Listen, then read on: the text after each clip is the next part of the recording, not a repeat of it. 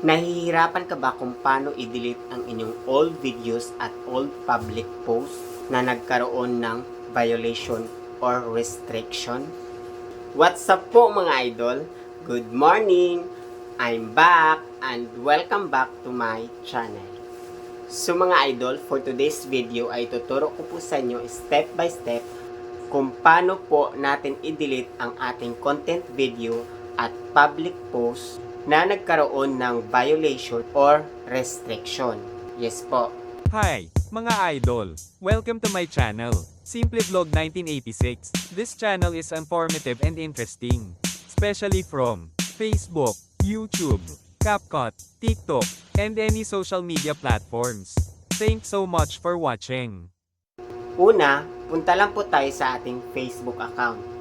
Then, click si profile, tapos profile ulit, para mapunta po tayo dito sa ating profile bio.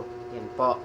Tapos, pag dito na po tayo mga idol, ay i-click lang po natin tong 3 dots dyan sa baba. Yan. Tapos, mapunta po tayo dito sa profile settings.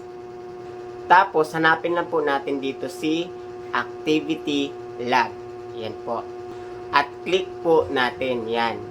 At dito kay activity log ay hanapin po natin si your Facebook activity. At dito kay Facebook activity ay under niya po si post. Yan po. Tapos, click si post. Then, click natin si your post, photos, and videos. Dahil dito po natin makikita lahat ang ating mga Facebook activity. Tulad po ng ating mga ina-upload na public post, photos, videos, at yung mga text post. Yes po. Mula nung tayo nag-start pa kay Facebook. So mga idol, paano po ba natin makikita o malalaman yung video or public post natin na nagkaroon ng violation or restriction? Halimbawa lang po ito mga idol ha. So na-restrict po ako or nagkaroon po ako ng violation noong April 8, 2020. Yan po. So, paano natin makikita yung video na nagkaroon ng violation or restriction, ay i-click lang po natin tong filter icon. Yan po, sa taas. Para mapunta po tayo dito. So, para po makita natin yung buong activity natin dito kay Facebook sa isang buong buwan ng April, ay i-click po natin tong date. Yan po. At dito po kay filter by date, ay i-click po natin ang start date. Yan.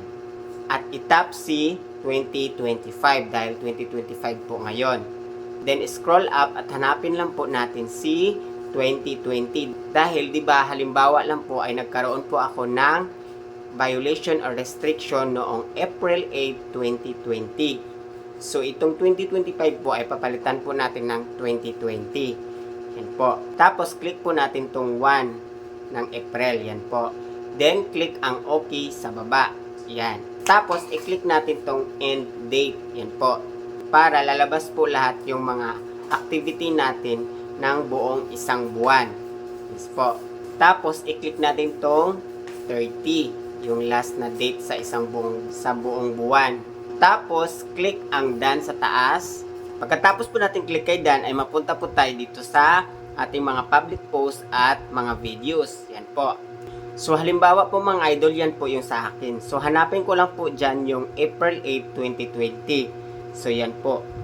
Then, i-click po natin yung 3 dots dyan sa gilid. Tapos, dyan po sa baba ay may makikita po tayong move to trust or delete. So, yan po ang i-click natin mga idol para mawala na po ang ating mga public posts or videos na nagkaroon ng violation or restriction. Para matanggal na po ang ating videos or public post na nagkaroon ng violation or restriction. Yes po. So mga idol, ganun lang po kadali kung paano po i-delete ang ating mga old public post or videos na nagkaroon ng violation at restriction. At hindi na po natin kailangan pumunta sa ating profile bio para mag-scroll down at hanapin yung video. Di ba po? Alright po mga idol, I do hope po nakatulong ang video na to para sa inyong issue problem sa inyong Facebook account. So mga idol, kung mayroon pa po kayong mga katanungan, put your comments below. para po mabasa ko po yan at masagot ko rin po kayo. At kung bago ka pa lang po dito sa aking channel, please don't forget to subscribe and click the notification bell para po ma-update kayo at ma-notify kayo kung meron po akong bagong i-upload na tutorial video.